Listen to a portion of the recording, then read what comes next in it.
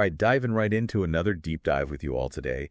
And we're looking at a story that really grabbed my attention, Laurene Powell Jobs. Now, you know her as the wife of the Apple co-founder Steve Jobs, but she's making headlines for a very different reason these days. Her journey into Sanatan Dharma, we've got news articles and social media buzzing with takes on this, and I'm really excited to unpack it all with you. Yeah, it's definitely a story that makes you stop and think. I mean, you have someone who inherited an incredible fortune, a figure so deeply associated with the very pinnacle of material success. And now she seems to be drawn towards this spiritual path, one that often emphasizes simplicity and detachment from worldly possessions. Yeah, it really makes you wonder what leads someone from, that world of tech empires and billions of dollars towards something like Sanatan Dharma. Well, Sanatan Dharma, which translates to eternal order or sometimes eternal path, it's one of the oldest spiritual traditions in the world. And it encompasses this vast and diverse set of beliefs and practices, but there's a strong emphasis on self-realization and the interconnectedness of all things. So it's more than just a religion. It's like a whole different way of looking at the world. Exactly. And it's been so interesting to see how Laurene Powell Jobs is engaging with this tradition. She's currently in Prayagraj, India for the Mahakumbh 2025. It's this massive Hindu pilgrimage that draws literally millions of devotees. Wow. And get this, reports indicate that she was given the Hindu name Kamala about a year ago. Okay, so she's really immersing herself in this. Right. What else have we learned about her experience at the Mahakumbh? Well, the head seer of Panchayati Akhara, Sri Niranjani Swami Kailashanam, he's made some pretty intriguing statements. He claims that Laurene wants to formally join Sanatan Dharma and that she's deeply interested in learning its traditions. Join Sanatan Dharma. So this isn't just a casual interest for her. That seems to be the indication, yeah. Swami Kailashanam, who claims to be her spiritual guide, he's shared details about her initiation into certain practices on Makar Sankranti, which is a Hindu festival marking the transition of the sun into Capricorn. And of course, this is Laurene Powell Jobs we're talking about. So naturally, there's been some buzz about, the scale of her presence at Mahakumbh. Right. There have been reports of a sizable entourage with her. Around 50 personal staffers arriving on 2 private planes. It definitely raises questions about, the intersection of immense wealth and the pursuit of a spiritual path that's often associated with simplicity and renunciation. That's quite a juxtaposition. Seeking spiritual solace with an entourage of 50 people. Right. But maybe it's more nuanced than that. Well, there's definitely more to the story. Swami Kailashanam emphasizes that despite her wealth, Laurene stayed in the Shivir for 4 days, just like any other devotee. The Shivir are essentially these temporary accommodations set up during the Mahakumbh. They're meant to house the massive influx of pilgrims. So it sounds like she's making a real effort to experience the Mahakumbh in a way that's connected to the spirit of the event, even if the optics of her arrival might seem contradictory to some. That's one way to look at it, yeah.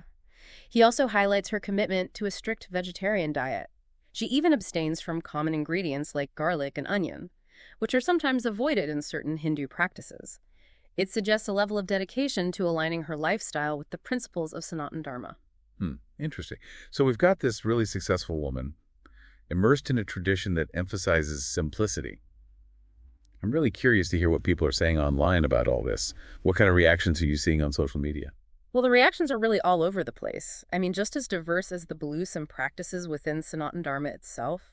Some are praising the inclusivity of the tradition, pointing out that it doesn't actively seek converts like some other religions do. They see Laurene's journey as proof of that openness. So for some, it's a story about acceptance and finding a spiritual home. Yeah, exactly. But as you might imagine, there's a lot of skepticism, too. Some are questioning if this is even real. They're pointing to what they say are discrepancies in the timeline. There's even one comment I saw claiming she was in Bhutan just days before her reported initiation at Mahakumbh. Well, that's the internet for you, right? Mm-hmm. Always a healthy dose of doubt mixed in with everything. It does make you wonder, though, what's behind that skepticism? Part of it might be that we live in this age of carefully crafted public images. There's this natural tendency to question motives, especially when someone like Laurene, with her stature, makes a seemingly radical shift in their life. Especially when that shift involves a spiritual tradition that many in the West might not fully understand. Exactly. And then there are those who worry that Sanatan Dharma is being validated just because someone wealthy and influential is interested in it.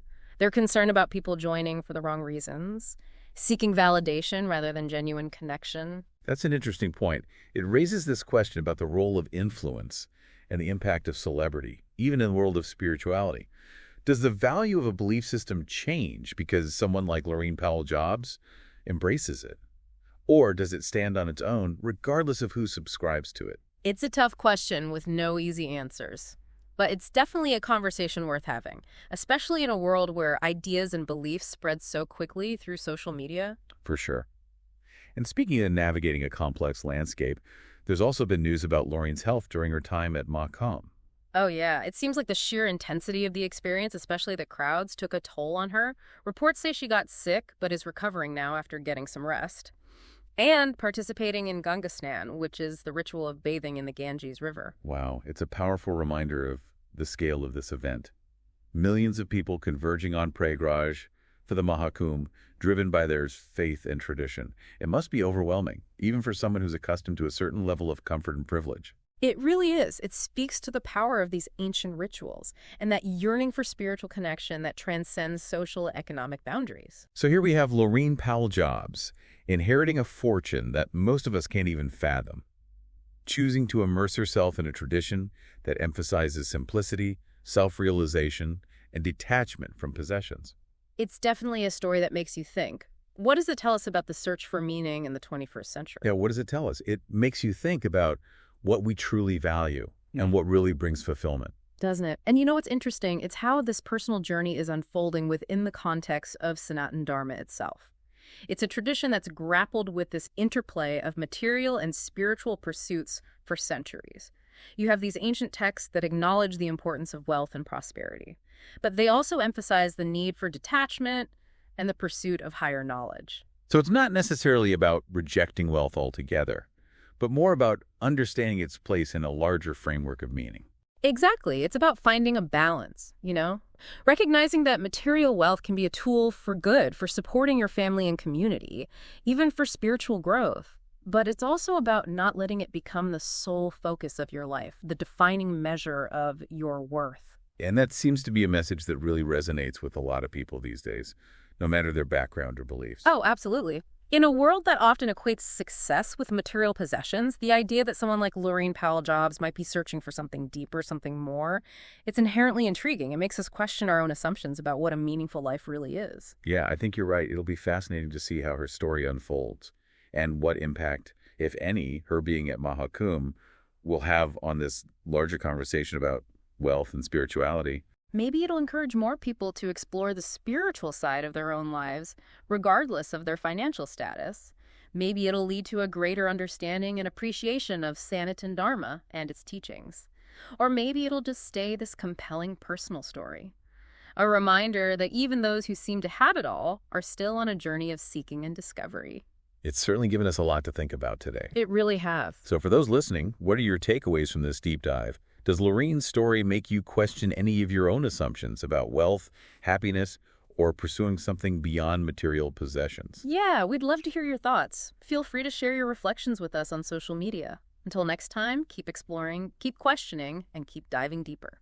It's fascinating how these details about her diet and living arrangements are being highlighted. It's almost like people are trying to reconcile the image of Laurene Powell Jobs, the billionaire philanthropist, with this image of a devoted pilgrim. Yeah, it really speaks to those assumptions we often make about wealth and spirituality. We tend to see them as these opposing forces, the material versus the spiritual. And when someone who seems to embody material success turns towards a spiritual path, it really challenges our thinking. It definitely does. And it's definitely sparked a lot of conversations online. What kind of reactions are you seeing on social media about this? Well, the reactions are as diverse as the beliefs and practices within Sanatan Dharma itself. Some are praising the inclusivity of the tradition, pointing out that Sanatan Dharma doesn't actively seek converts like some other religions do. They see Laurene's journey as a testament to that openness. Oh, interesting. So for some, it's a story about acceptance and finding a spiritual home. Exactly. Yeah. But, as you might expect, there's also a good amount of skepticism out there. Some people are questioning the validity of the whole thing, pointing to potential discrepancies in the timeline. There's even a comment claiming she was in Bhutan at a Buddhist monastery just days before her reported initiation at Mahakumbh. Yes. The internet, always with a healthy dose of doubt mixed in. It does make you think, though, what's driving that skepticism? I think part of it might come from the fact that we live in an age of carefully crafted public images. There's this natural tendency to question motives, especially when someone like Laurene, with her status, makes a seemingly radical change in their life. Especially when that shift involves a spiritual tradition that many in the West might not fully understand. Exactly. And then you have those who are concerned about what they see as validation of Sanatan Dharma, simply because a wealthy and influential person has shown interest in it. They're worried about people joining a spiritual path for the wrong reasons, seeking validation rather than genuine connection. It's a really interesting point. It raises the question about the role of influence and the impact of celebrity, even in spirituality. Does the perceived value of a belief system change because someone like Laurene Powell Jobs embraces it? Or does it stand on its own? It's a complex issue, that's for sure. No easy answers. But it's a conversation we need to have, especially in a world where ideas and beliefs can spread so rapidly through social media. Absolutely. And speaking of navigating a complex landscape, there's also been some news about Laurene's health during her time at Mahakumbh. Oh, right. Yeah. It seems the intensity of the experience, particularly the massive crowds, really took a toll on her. Reports say she fell ill, but is recovering now after some rest, and participating in Ganga Snan, which is the ritual of bathing in the sacred Ganges River. It's a powerful reminder of the sheer scale of this event. Millions of people converging on Prayagraj for the Mahakumbh, all driven by faith and tradition.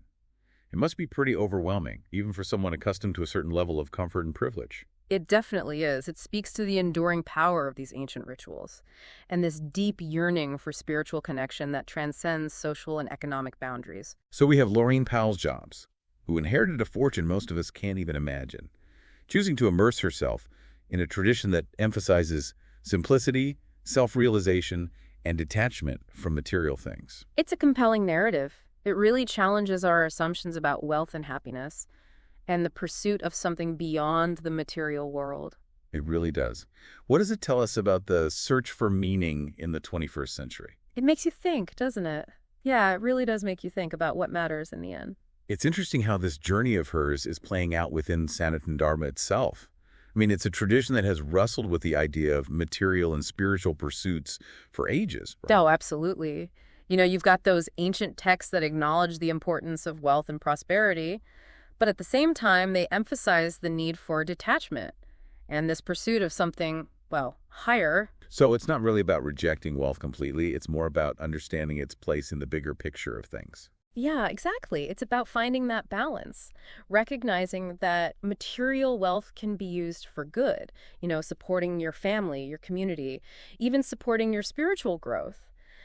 But it's also about not letting it become everything, not letting it become the measure of your worth. And it feels like that message resonates with a lot of people, no matter what their background is or what they believe. I think you're right. It's that idea that even someone like Laurene Powell Jobs, who seems to have it all, might be searching for something more, something deeper. It really gets us thinking, doesn't it? It does. It'll be fascinating to see how this all unfolds and what kind of impact, if any, her being at Mahakumbh has on the whole conversation about wealth and spirituality. Yeah, maybe it'll encourage more people to explore their own spirituality, no matter how much money they have. Maybe it'll help people better understand Sanatan Dharma and what it teaches. Or maybe it'll just remain this fascinating personal story, a reminder that even those who appear to have everything are still on a journey of self-discovery. It's given us a lot to ponder. It really has. So to everyone listening, what are your thoughts after this deep dive?